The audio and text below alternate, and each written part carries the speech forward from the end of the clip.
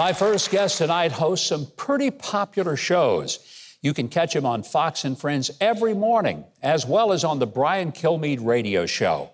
I think he's one of the hardest working people in the entire business. He truly is. He's also a repeat best-selling author. And he's here with us tonight to tell us the story of two truly great Americans and to give us a little history a lesson that all Americans ought to appreciate. Please welcome one of my very favorite people, and you'll see why, Brian Kilmeade.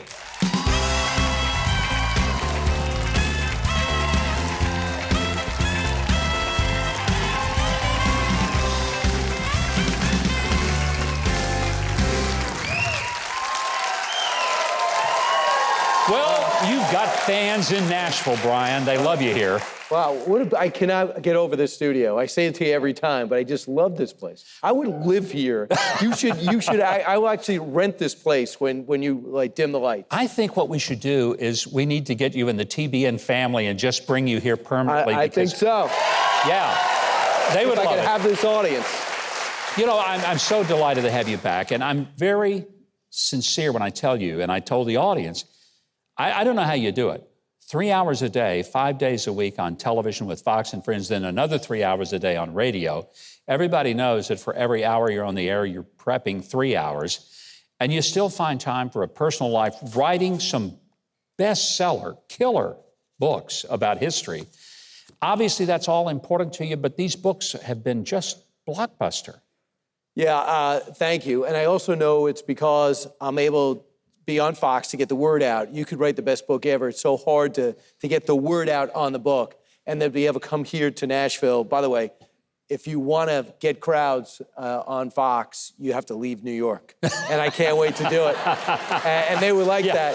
And this is where the passion is, and this is what fuels our audience. Yeah. I think one of the things about Fox, and you're been part of the family almost from day one. You were governor. That was a full-time job.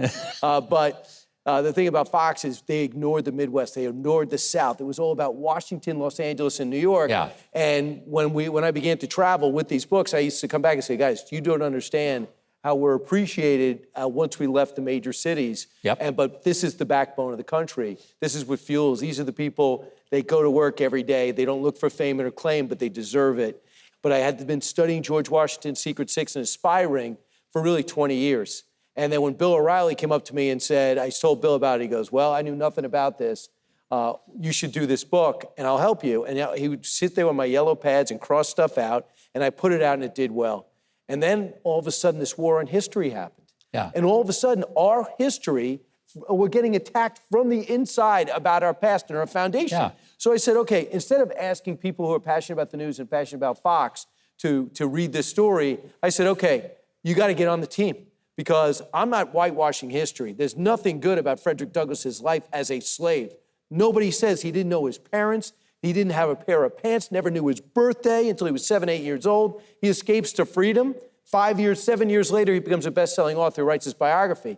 This is the story of America giving the land of opportunity, even back then, to two people that in any other place, they would have lived and died in the horrible circumstances in which they're born in. I mean, Abraham Lincoln, too. So now I feel as though, well, the 1619 Project comes out and CRT becomes now the curriculum, there's got to be a pushback. And if I could do anything like you're doing with your children's books, if I could do anything to push the American story forward, not propaganda. These are the facts. Yeah. We know we're not perfect, but the thing that makes us great is that we try to be.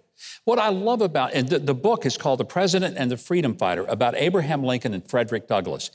And you show that both of these guys come from very humble beginnings. I mean, obviously, Frederick Douglass, a slave, but Abraham Lincoln didn't have a life of luxury growing up either. Abject poverty, no question.